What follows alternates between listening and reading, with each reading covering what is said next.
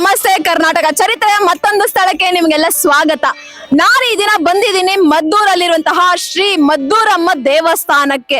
ಏನಪ್ಪ ಈ ದೇವಸ್ಥಾನದ ವಿಶೇಷ? ಈ ದೇವಸ್ಥಾನಕ್ಕೆ ನಾನೇನಕ್ಕೆ ಇವತ್ತು ತೋರ್ಸೋದಕ್ಕೆ ಬಂದಿದ್ದೀನಿ ಅಂದ್ರೆ, ಈ ದೇವಿ ಹತ್ರ ನೀವು ಬಂದು ಕಣ್ಣು ಮುಚ್ಕೊಂಡು ಒಂದು ಸೆಕೆಂಡ್ ಏನಾದ್ರು ಇಚ್ಛೆ ಆಗಿರ್ಬೋದು, ಹರಕೆಗಳಾಗಿರ್ಬೋದು, ಒಂದು ಕ್ಷಣ ನೀವು ಆ ದೇವಿಯನ್ನ ಮನಸ್ಸಲ್ಲಿ ನೆನೆಸ್ಕೊಂಡು ಇಲ್ಲಿರುವಂತಹ ತೀರ್ಥವನ್ನ ಹಾಕಿಸ್ಕೊಂಡ್ರೆ ಖಂಡಿತವಾಗ್ಲೂ ನಿಮ್ಮ ಇಚ್ಛೆ ಈಡೇರುವಂತದ್ದು 100% ನಿಜ ಅಂತ ಹೇಳ್ತಾ ಇದ್ದಾರೆ. ಮತ್ತೆ ನಿಮ್ಮ ಮಕ್ಕಳಿಗೆ ಆಗಿರ್ಬೋದು ಅಥವಾ ನಿಮಗಾಗಿರ್ಬೋದು ಏನೇ ಒಂದು ಜ್ವರ ಆಗಿರ್ಬೋದು ಅಥವಾ ಏನೇ ಒಂದು ಆರೋಗ್ಯದಲ್ಲಿ ಏನಾದ್ರು ವ್ಯತ್ಯಾಸಗಳಾದ್ರೆ ಒಂದು ಕ್ಷಣ ನೀವು ಇಲ್ಲಿಗೆ ಬಂದು ಹೋದ್ರೆ ಏನೋ ಒಂದು ಪಾಸಿಟಿವ್ ಎನರ್ಜಿ, ಮತ್ತೆ ಸಾಯಂಕಾಲ ಅಷ್ಟರಲ್ಲಿ ಆ ಜ್ವರನೇ ಇರೋದಿಲ್ಲ, ಎಲ್ಲ ಮಾಯ ಆಗುತ್ತೆ ಅಂತ ಹೇಳ್ತಾ ಇದ್ದಾರೆ. ಮತ್ತೆ ಇಲ್ಲಿ ವಿಶೇಷವಾಗಿ ಇನ್ನೊಂದು ವಿಚಾರ ಇದೆ, ಇಲ್ಲಿ ತಡೆಯನ್ನು ಸಹ ಹೊಡಿತಾರೆ ಅಂತ ಹೇಳ್ತಾರೆ. ಅಂದ್ರೆ ಏನಾದ್ರೂ ದೃಷ್ಟಿ ಆಗಿದ್ರೆ, ಕಣ್ ದೃಷ್ಟಿ ಆಗಿರ್ಬೋದು ಅಥವಾ ಕಾಲ್ ದಾಟ ಆಗಿರ್ಬೋದು, ಏನಾದ್ರೂ ಒಂದು ಬ್ಲಾಕ್ ಮ್ಯಾಜಿಕ್ ಅಂತಾರಲ್ಲ, ಏನಾದ್ರೂ ಕೈ ಚಳಕ ಆಗಿರ್ಬೋದು, ಕೈವಾಡ ಆಗಿರ್ಬೋದು, ಏನಾದ್ರೂ ನಡೆದಿದ್ರೆ ಖಂಡಿತವಾಗ್ಲೂ ಅದು ಸಹ ನಿವಾರಣೆ ಮಾಡ್ತಾರೆ ಅಂತ ಹೇಳ್ತಾ ಇದ್ದಾರೆ, ತಡೆಯನ್ನ ಹೊಡಿತಾರೆ ಅಂತ ಹೇಳ್ತಾ ಇದ್ದಾರೆ. ಇಲ್ಲಿ ಬಂದಿರುವಂತಹ ಭಕ್ತಾದಿಗಳನ್ನ ನೀವು ನೋಡ್ತಾ ಇದ್ರೆ, ಗಮನಿಸ್ತಾ ಇದ್ರೆ ಗೊತ್ತಾಗುತ್ತೆ ಇಲ್ಲಿ ಎಷ್ಟು ಪವರ್ಫುಲ್ ಇದೆ ಈ ದೇವರು. ಏನಕ್ಕೋಸ್ಕರ ಈ ಭಕ್ತಾದಿಗಳು ಇಷ್ಟು ಜನ ಸಾವಿರಾರು ಸಂಖ್ಯೆಯಲ್ಲಿ ಹರಿದು ಬರ್ತಾ ಇದ್ದಾರೆ. ಮುಖ್ಯವಾಗಿ ಇಲ್ಲಿ ವಿಶೇಷ ಏನಪ್ಪಾ ಅಂದ್ರೆ, ಭಾನುವಾರ, ಶುಕ್ರವಾರ ಮತ್ತೆ ಮಂಗಳವಾರ ವಿಶೇಷ ಪೂಜೆಗಳು ನಡೀತಾ ಇದಾವೆ. ಮತ್ತೆ ಇಲ್ಲಿ ಒಂದು ಹುಣ್ಣಿಮೆ ಆಗಿರ್ಬೋದು ಅಥವಾ ಅಮಾವಾಸ್ಯೆ ಆಗಿರ್ಬೋದು, ಅವತ್ತಿನ ದಿನ ಮಾತ್ರ ಭಕ್ತಾದಿಗಳ ಸಂಖ್ಯೆ ಸಾವಿರಾರು ರೀತಿಯಲ್ಲಿ ಇರುತ್ತೆ, ಸಾವಿರಾರು ಸಂಖ್ಯೆಯಲ್ಲಿ ಇರುತ್ತೆ. ಇಲ್ಲಿ ಇನ್ನು ಏನು ವಿಶೇಷತೆ ಇದೆ ಮತ್ತೆ ಇದು ಸುಮಾರು 500 ವರ್ಷಗಳ ಇತಿಹಾಸ ಹೊಂದಿರುವಂತಹ ದೇವಸ್ಥಾನ. ಇಲ್ಲಿ ಉದ್ಭವ ಮೂರ್ತಿ ಅಂದ್ರೆ ಮದ್ದೂರಮ್ಮ ದೇವಿಯ ಉದ್ಭವ ಮೂರ್ತಿಯನ್ನ ನಾವಿಲ್ಲಿ ನೋಡ್ಬೋದು. ಇದ್ರ ಬಗ್ಗೆ ಇನ್ನಷ್ಟು ಮಾಹಿತಿಯನ್ನ ಇಲ್ಲಿರುವಂತಹ ಭಕ್ತಾದಿಗಳ ಹತ್ರ ಮತ್ತೆ ಇಲ್ಲಿರುವಂತಹ ಅರ್ಚಕರ ಹತ್ರ ಕೇಳಿ ತಿಳಿಸ್ತೀನಿ, ಬನ್ನಿ.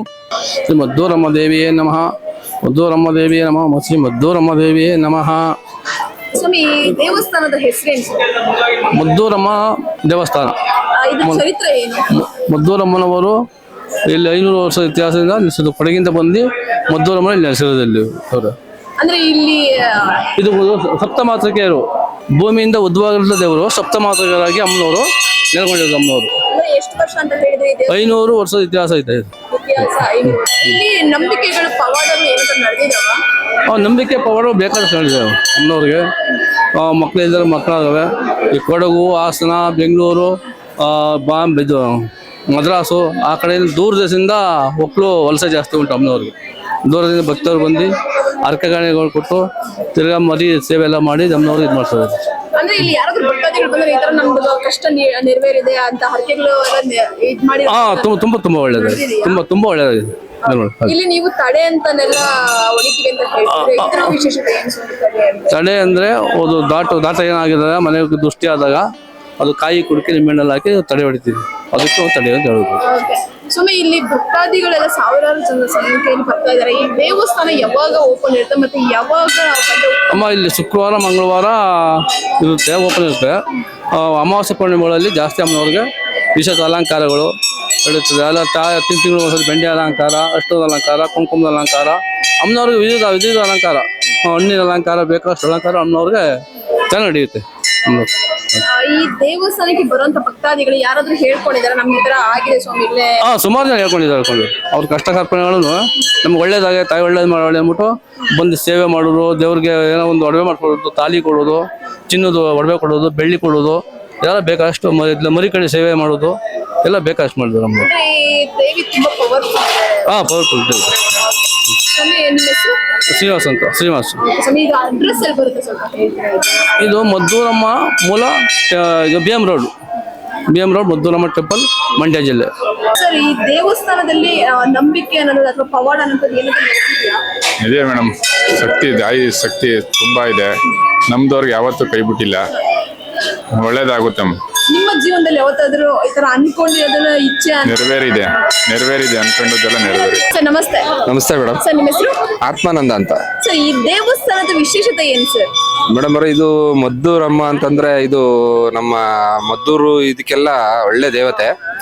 ಏನೇ ಒಂದು ಜ್ವರ ಬರ್ಲಿ, ಒಂದು ಕೆಮ್ಮು ನೆಗಡಿ ಬರ್ಲಿ, ಏನೇ ಬರ್ಲಿ, ಎಲ್ಲ ಈ ತಾಯಿನ ಎಲ್ಲ ಬೇಡ್ಕೊಂಡ್ರೆ ತುಂಬಾ ಒಳ್ಳೇದಾಗುತ್ತೆ. ಆಮೇಲೆ ನಮ್ದು ಏನೇ ಒಂದು ವ್ಯವಹಾರ ಆದ್ರೂ ಈ ತಾಯಿನ ನಾವು ಕೇಳ್ಕೊಂಡು ಹೋಗ್ತೀವಿ, ಅದು ಸಕ್ಸಸ್ ಆಗುತ್ತೆ. ಈ ತಾಯಿ ನೆಲೆಸಿರೋದಿಲ್ಲಿ ತುಂಬಾ ಎಲ್ಲಾ ಜನಕ್ಕೂ ಒಳ್ಳೇದಾಗುತ್ತೆ. ಸರ್, ಇಲ್ಲಿ ಏನಾದ್ರು ಹರಕೆಗಳು, ಇಚ್ಛೆಗಳು ಈಡೇರೋ ಅಂತ ನಂಬಿಕೆಗಳು ಇದೆಯಾ? ಇದೆ ಮೇಡಮ್ ಅವರೇ. ಹರಕೆ ಏನೋ ಹೊತ್ಕೊಂಡ್ರೆ ಐತೆ, ಮರಿ ಕುಯ್ತಾರೆ. ಮಂಗಳವಾರ, ಶುಕ್ರವಾರ, ಭಾನುವಾರ ತುಂಬಾ ಜನ ಅಮಾವಾಸ್ಯೆ ಹುಣ್ಮೇಲಂತೂ ತುಂಬಾ ರಶ್ ಇರುತ್ತೆ, ತುಂಬಾ ಒಳ್ಳೆ ದೇವತೆ. ಆಮೇಲೆ ನಾನು ಹಳೆ ಬುದ್ನೂರು ಇರೋದು 10 ವರ್ಷ ಆಯ್ತು ಇಲ್ಲಿ ನಾನು ಮದ್ದೂರಿಗೆ ಬಂದು. ಈ ತಾಯಿ ನನಗೆ ತುಂಬಾ ಎಲ್ಲ ಒಳ್ಳೇದ್ ಮಾಡೈತೆ. 10 ವರ್ಷದ ತಾವಿಂದ ನಾನು ಇಲ್ಲಿಗೆ ಬರ್ತಾ ಇದ್ದೀನಿ. ನಿಮ್ಮ ಜೀವನದಲ್ಲಿ ಈ ತರ ನಡೆದಿರೋ ಘಟನೆಗಳು ಏನಾದ್ರು ಇದೆಯಾ? ಇದೆ ಮೇಡಮ್ ಅವ್ರೆ, ಇದೆ. ನಾನು ತುಂಬಾ ಸ್ವಲ್ಪ ಇಲ್ಲಿಗೆ ಮದ್ದೂರಿಗೆ ಬಂದಾಗ ನನ್ನಲ್ಲಿ ವ್ಯವಹಾರ ಎಲ್ಲ ಸ್ವಲ್ಪ ಕಡಿಮೆ ಇತ್ತು. ಇವಾಗ ನಾನು ಆರ್ಥಿಕವಾಗಿ ಪರವಾಗಿಲ್ಲ, ಚೆನ್ನಾಗಿದ್ದೀನಿ. 2 ಗಂಡು ಮಕ್ಳಿದ್ದಾರೆ, ತುಂಬಾ ಚೆನ್ನಾಗಿ ಓದ್ತಾವ್ರೆ, ಎಲ್ಲ ಚೆನ್ನಾಗ್ ಆಗುತ್ತೆ ಮೇಡಮ್. ಈ ದೇವಿ ಹತ್ರ ಏನೇ ಇಚ್ಛೆಗಳಾಗಿರ್ಬೋದು, ಅರ್ಕೆಗಳಾಗಿರ್ಬೋದು, ಒಂದು ಜ್ವರ ಆಗಿರ್ಬೋದು, ಏನಾದ್ರು ಈ ದೇವಿನ ನೆನ್ಸ್ಕೊಂಡು ಅಂತರ ಕಟ್ಸ್ಕೊಂಡು ಒಂದು ತಾಯಿ ಕೈಲಿಂದ ಒಂದು ತೇರ್ತ ಹಾಕ್ಸ್ಕೊ ಹೋದ್ರೆ ಸಂಜೆ ಒಳಗೆ ಜ್ವರ ಬಿಟ್ಟಿರ್ತದೆ. ಸರ್, ದೇವಿದು ನಾವು ಉದ್ಭವ ಮೂರ್ತಿ ಅಂತ ನೋಡಿದ್ವಿ, ಅದು ಯಾವ ದೇವಿದ ಅಂತ ಅದು ನಮಗೂ ಸ್ವಲ್ಪ ತಿಳುವಳಿಕೆ ಕಡಿಮೆ, ಬಟ್ ಅದೆಲ್ಲ ಐನೋರ್ನ ಕೇಳಿದ್ರೆ ಅರ್ಥ ಆಗುತ್ತೆ. ನಮ್ಗೆ ಏನಪ್ಪಾ ಅಂದ್ರೆ ನಾವು ದರ್ಶನ ಮಾಡ್ತೀವಿ, ಆ ತಾಯಿನ ಬೇಡ್ಕತೀವಿ.